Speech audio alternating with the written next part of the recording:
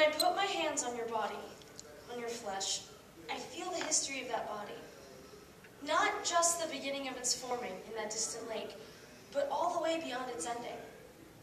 I feel the warmth and texture, and simultaneously, I see the flesh unwrap from the layers of fat and disappear. I see the fat disappear from the muscle. I see the muscle disappear from around the organs and detaching itself from the bones. I see the organs gradually fade into transparency, leaving a gleaming skeleton, gleaming like ivory that slowly revolves until it becomes dust. If I could attach our blood vessels to anchor you to the earth, to this present time, to me, I would. If I could open your body and slip up inside your skin and look out your eyes and forever have my lips fused with yours, I would. It makes me weep to feel the movement of your flesh beneath my palms as you twist and turn over to one side to create a series of gestures, to reach up around my neck, to draw me near. All these moments will be lost in time, like tears in rain.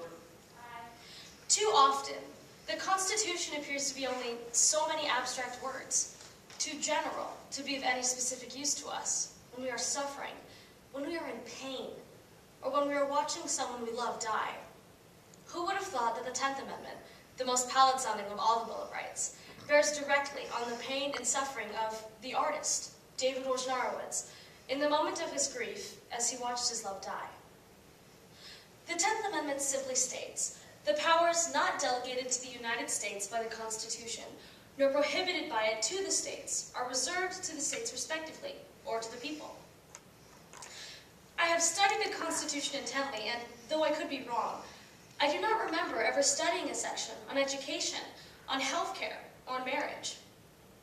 I don't think it ever occurred to our founding fathers to limit something so personal or chemical, something so biological or spiritual as whom one can love, as whom one can marry.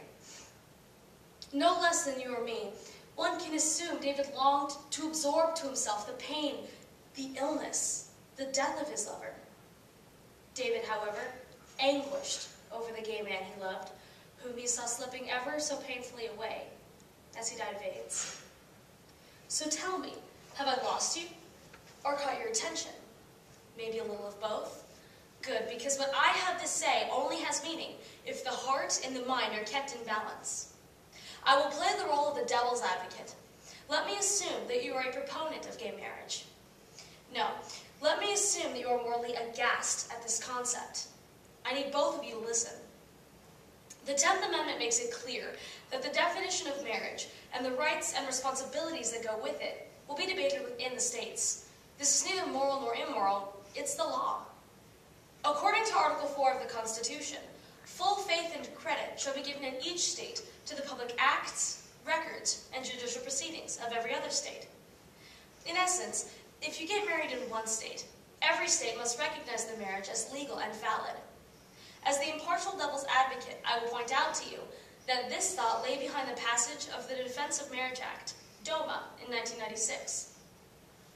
Possible conflicts between DOMA and both the full faith and credit clause of Article 4 and the equal protection clause of the 14th Amendment clearly necessitate, in the minds of those opposed to gay marriage, a constitutional amendment, such as the proposed federal marriage amendment.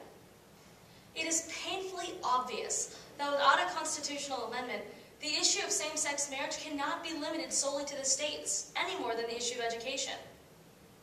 The best intentions of the 10th Amendment and the provisions of Article 4 and the 14th Amendment present no easy solution to a legal question analogous in its complexity to the infamous Gordian knot of classical antiquity.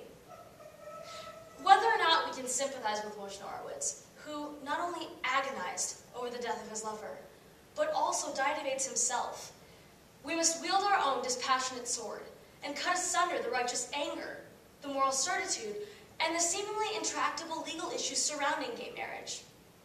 Our founding fathers never intended the 10th Amendment to gridlock our government, to poison our fraternal feelings, and to blind us to two sides of a single definition.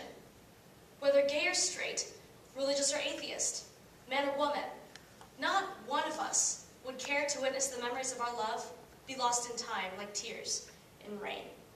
Thank you.